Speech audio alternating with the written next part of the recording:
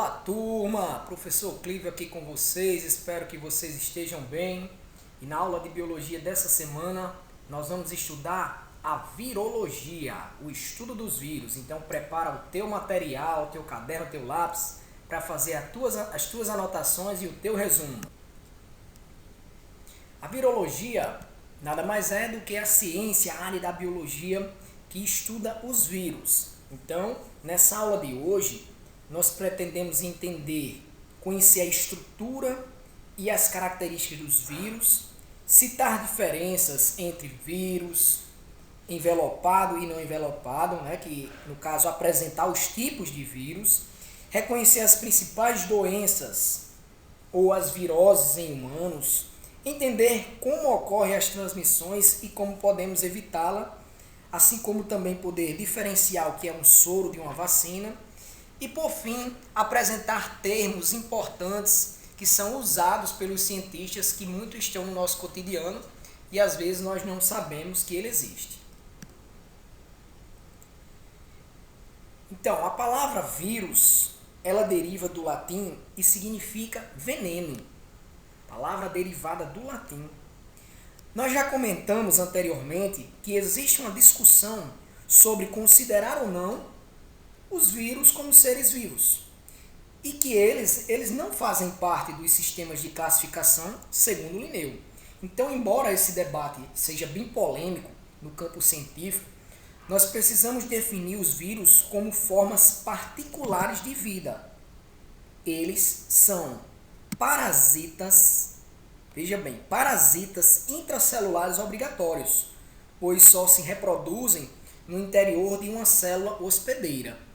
Então, como eles são formas particulares de vidas, eles são desprovidos de metabolismo, mas com capacidade de reprodução. Agora, para isso, eles precisam invadir o interior de células, por isso o termo parasitas intracelulares obrigatórios, e essa célula vai hospedar esse vírus, que a partir daí ele vai realizar o processo de reprodução, crescimento e replicação, que é o que a gente chama da infecção viral, onde vai causar as doenças, as viroses nos outros seres vivos. Então, nesse momento que ele invade a célula, ele toma de conta do material genético, do DNA, do RNA do hospedeiro, e essa célula hospedeira sofre mutação no material genético, onde surgem novos subtipos de vírus. Os vírus são prejudiciais, sim, existem muitos vírus que causam infecções, que causam doenças, que é o que nós chamamos de virose, né? Quando a gente vai ao médico, ele fala que a gente está com a virose, que se apresenta mediante aqueles sintomas. Porém, também existem as importâncias dos vírus para a biotecnologia. Então, quando eu digo que os vírus são fantásticos no ponto de vista científico, que tanto a ciência manipula no sentido de doenças, como também pode manipular no sentido de tratamento de doenças, produção de medicamentos, controle dessas doenças, né, como fala aí, controle patológico, doenças geneticamente hereditárias, podendo fazer com os vírus terapia de genes, saindo do campo do universo da medicina e entrando no universo da ecologia, do meio ambiente. É possível também com esses vírus fazer o controle de pragas nas plantações, nas lavouras. Então, enfim, nós não podemos aqui destacar os vírus apenas como seres ruins, formas particulares de vida que prejudicam outros seres vivos, mas também olhar para o que a biotecnologia, né, a tecnologia do DNA recombinante já tem avançado e olhado para esses seres mutantes para o bem da comunidade.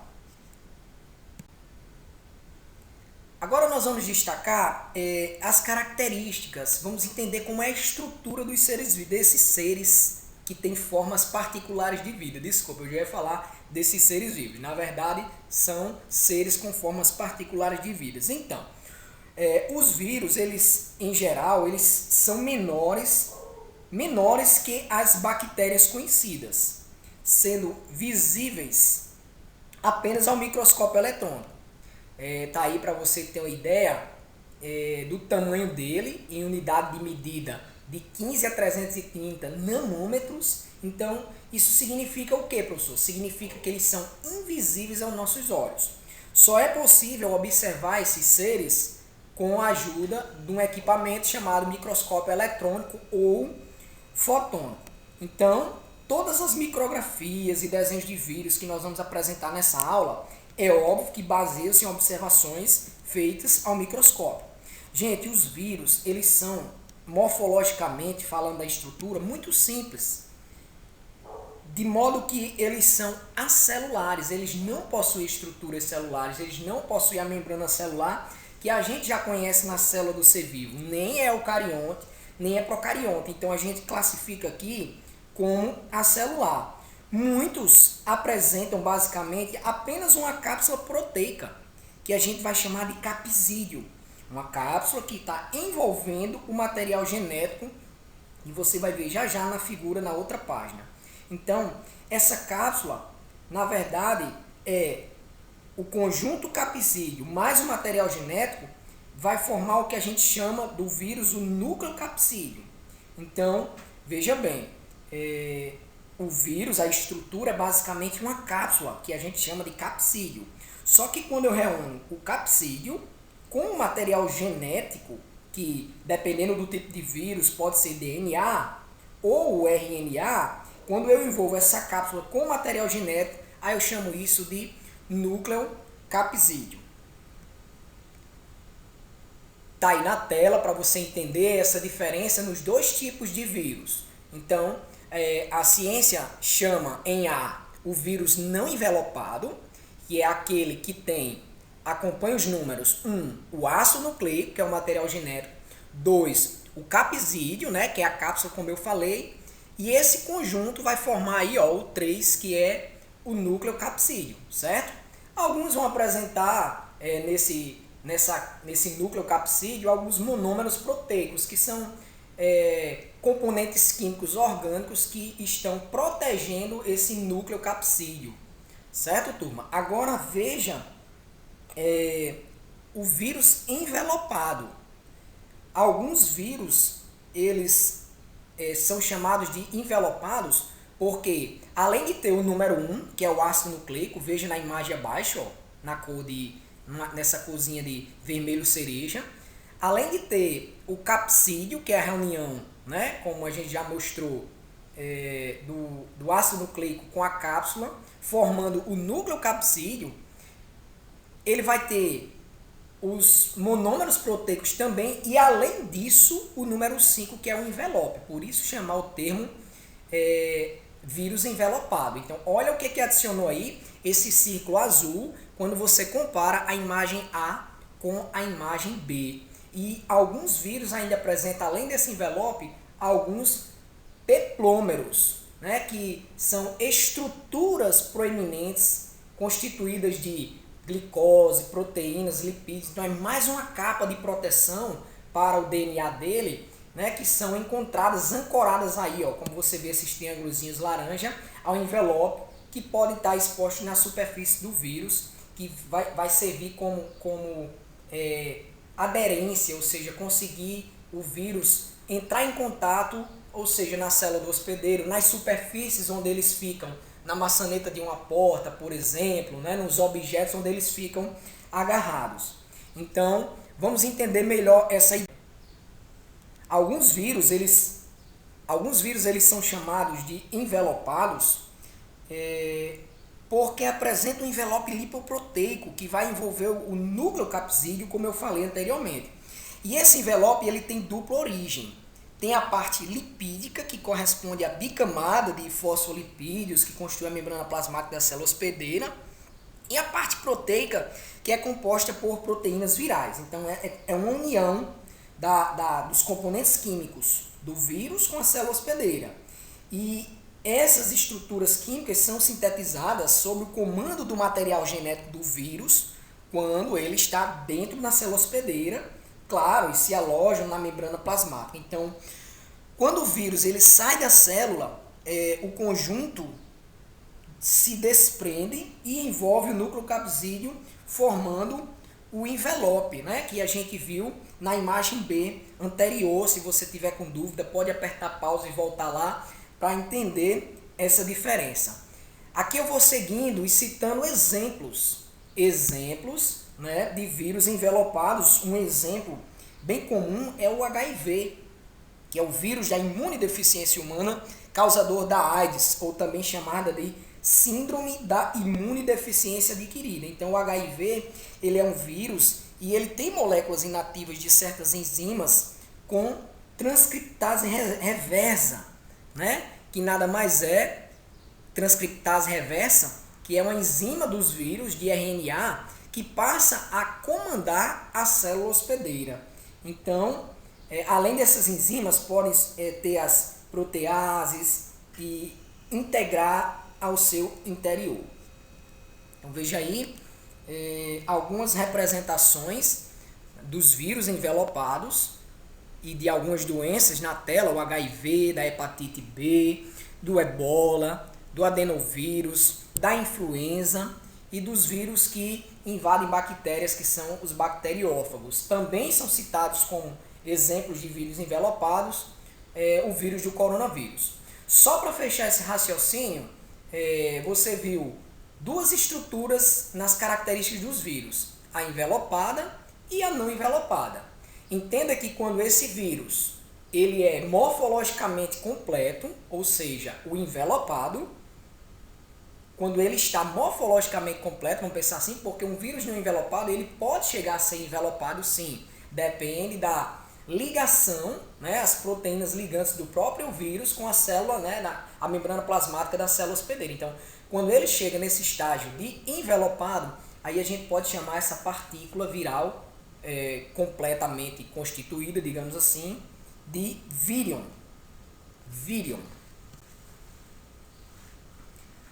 Agora vamos conhecer os tipos de vírus que existem. E o primeiro são os bacteriófagos, ou os vírus que infectam bactérias. Esses são os mais estudados, né, que são os que infectam bactérias intestinais, como a Escherichia coli, e são conhecidos pela medicina como os Phagos-T. Gente, esses vírus, eles podem apresentar dois tipos de ciclo reprodutivo. O ciclo lítico e o ciclo lisogênico. Grave aí, ciclo lítico e ciclo lisogênico. Esses dois ciclos iniciam-se quando o vírus adere à superfície da célula hospedeira, que é a bactéria nesse caso, e introduz nela o material genético viral. Então, você pode ver aí que a figura mostra esquematicamente essa reprodução de um bacteriófago T, que nada mais é do que o vírus, a sequência das imagens do canto esquerdo até o fim da tela, direito da tela, o vírus ele se instalando na bactéria e passando o seu DNA. Então entenda, no ciclo lisogênico, o DNA viral incorpora-se ao DNA bacteriano e não interfere no metabolismo da bactéria, certo? Ele vai se reproduzir normalmente, ela vai se reproduzir normalmente, transmitindo o DNA viral aos seus descendentes. E, claro, o DNA viral vai ser incorporado, né, e recebe o nome de prófago. Já no ciclo lítico, o DNA viral ele passa a comandar o metabolismo bacteriano e a formar várias cópias transcritas, né, em RNAs mensageiros virais, que irão comandar a síntese de proteína do vírus. E aí formam-se novos vírus, ocorre a quebra, a lise dessa célula, libera esses vírus, e aí vem as infecções, né? Vão infectar outras bactérias e aí poder reiniciar o ciclo que volta para o ciclo lisogênico. Então, os vírus eles vivem parasitando obrigatoriamente para poder escapar, vamos dizer assim, sobreviver e acompanhando os ciclos tanto lisogênico como líquido em bactérias. Esses são os chamados de bacteriófagos. Existe também na natureza os vírus de plantas. Quase todos os vírus de plantas são vírus de RNA, sem envelope. Então, vírus de RNA sem envelope. Há também os de RNA envelopados e os de DNA sem envelope que parasitam plantas, mas esses são mais raros. Esses são bem mais menos comuns de aparecer. Os efeitos mais comuns das infecções virais nas plantinhas são os surgimentos de manchas na folha, na flor, até no fruto, né? E também o declínio, diminui a taxa de crescimento desse vegetal. Então, a transmissão, pessoal, dos vírus de plantas, ela pode ser feita por um vetor, que é aquele agente que inocula um parasita, né? Como um inseto, ou um fungo, ou um verme, um nematelminto. Então, alguns vírus, eles podem ser transmitidos também pelos pólens, pelas sementes e até mesmo pelo mecanismo denominado difusão mecânica, que é a transmissão ocorre quando uma pessoa manipula uma planta infectada e em seguida manipula outra sadia, ou quando os vírus permanecem cristalizados sobre equipamentos agrícolas que os introduzem nas plantações ao serem utilizados. Então, o vírus do mosaico do tabaco, como vocês podem ver aí na tela, por exemplo, né, ele é transmitido por difusão mecânica, como eu estou falando aqui.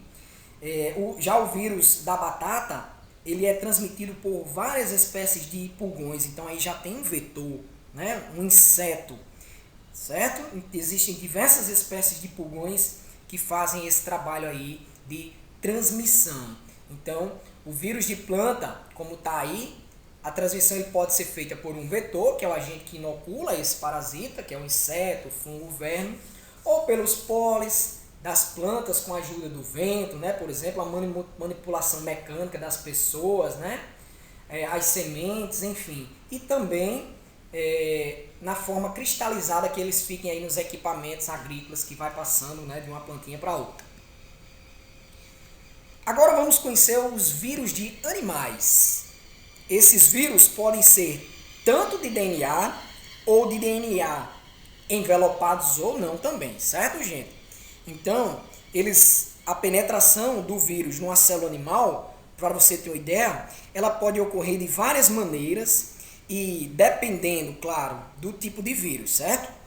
Alguns dos vírus envelopados, eles fundem seus envelopes com a membrana plasmática da célula hospedeira e apenas o núcleo capsídeo penetra na célula. É o que acontece, por exemplo, com o vírus causador da AIDS, que nós conhecemos há pouco, né? Tornando ele, assim, um parasita definitivo, né? Mas não só o vírus da AIDS, mas também do sarampo, da gripe, doenças do trato respiratório, que é causado pelo vírus adenovírus, como os resfriados comuns, a varíola, a herpes, hepatite, raiva, a própria encefalite, a paralisia infantil, que é a poliomielite, e até um tipo de leucemia tipo 1, viu, gente?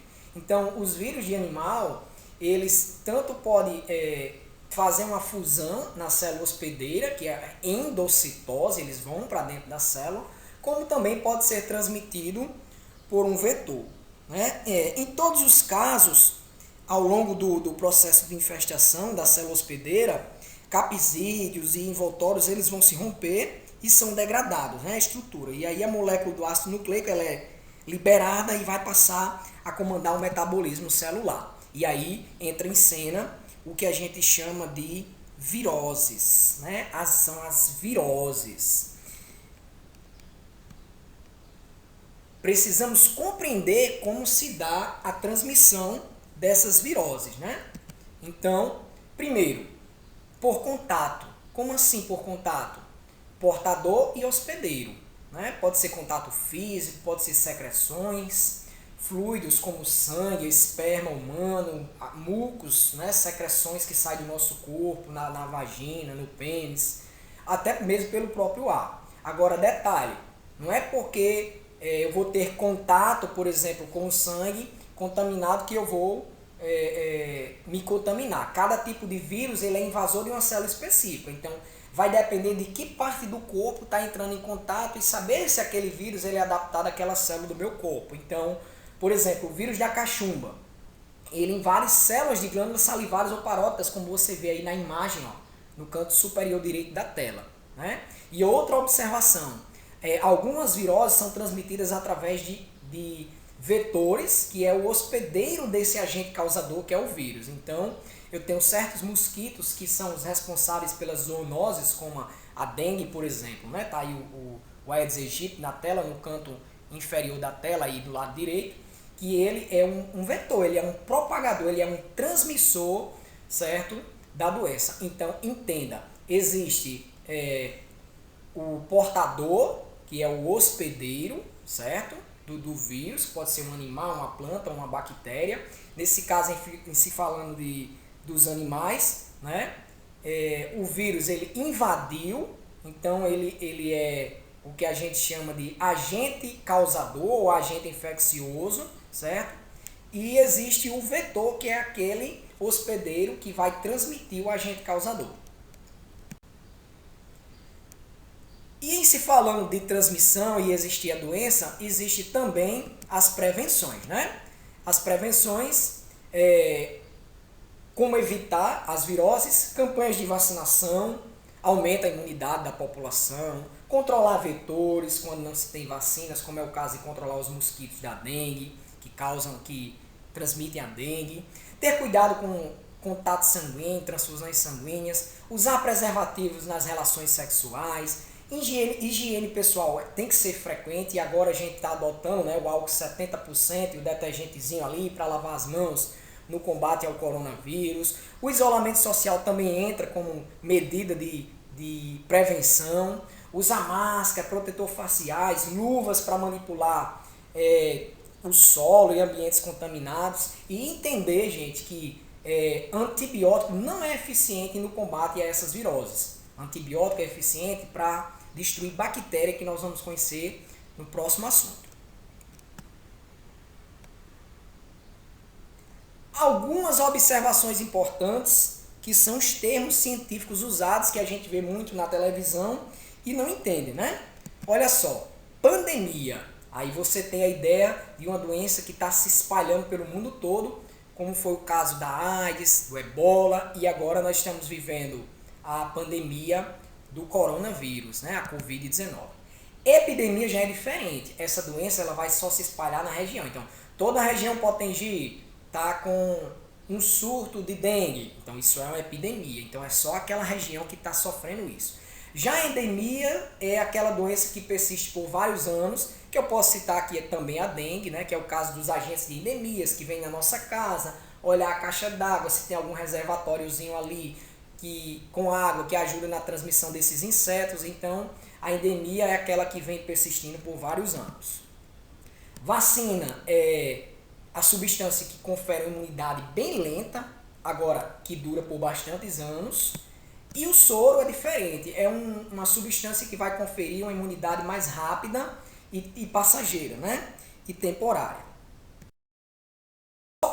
Só para a gente entender aí a diferença entre vacina e soro, né? O conceito de vacina. Então, vacinas são substâncias constituídas por agentes patogênicos, elas são formadas com a ajuda desse vírus, pode ser uma bactéria também, ou vivo ou morto, né? Ou seus derivados, que é o DNA, o material, a composição química que faz. Então, para que serve a vacina, né? Vai estimular o sistema imune a produzir anticorpos, ou seja, proteínas que vão atuar na defesa do organismo, que vão atuar contra os agentes patogênicos causadores de infecção. Então, eu recebo a vacina, eu estou estimulando o meu sistema imunológico a produzir anticorpo. Então, no próximo contato que o meu corpo, minhas células de defesa tiver com esse vírus, com esse DNA, meu corpo já vai estar protegido. As vacinas elas são seguras, gente, e causam poucas reações adversas leves, né? E de curta duração de tempo. Às vezes o braço fica dolorido, você fica um pouco mole no mesmo dia.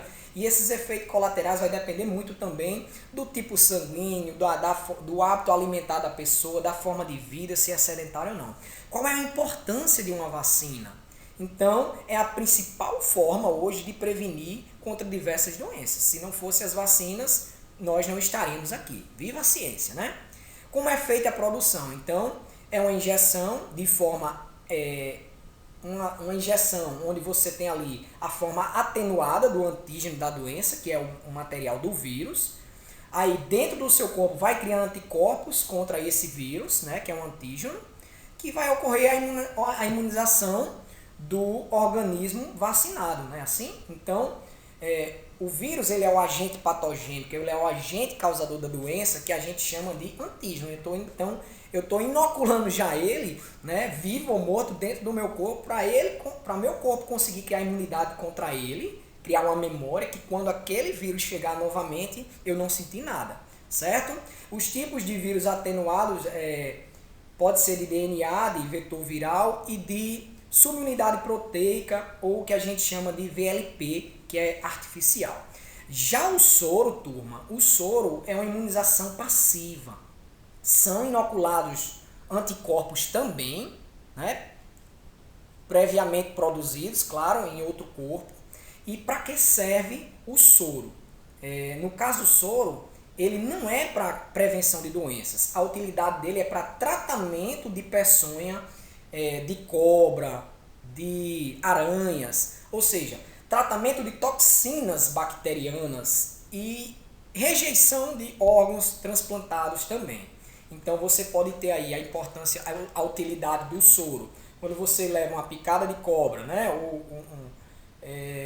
e aquela cobra é venenosa, ela é tóxica, é peçonhenta, aí você pode tomar o soro antiofídico, não é assim?